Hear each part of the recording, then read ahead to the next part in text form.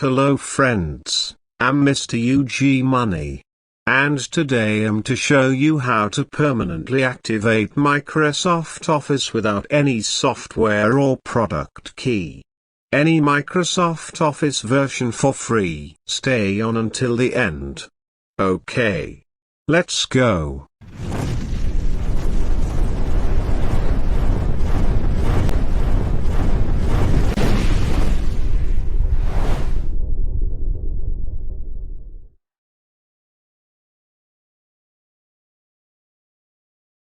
Opening up your Microsoft Office and it shows a red thread with words like product activation failed. This copy of Microsoft Office is not activated.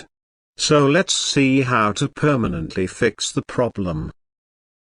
Go on your desktop and click the PC app. Then click Local Disk C. Then click Program Files x86. Then click Common Files. Then click Microsoft Shared. Then click Office Software Protection Platform. Then right-click on the last software, which is Osprey ARM, and then run it as an administrator.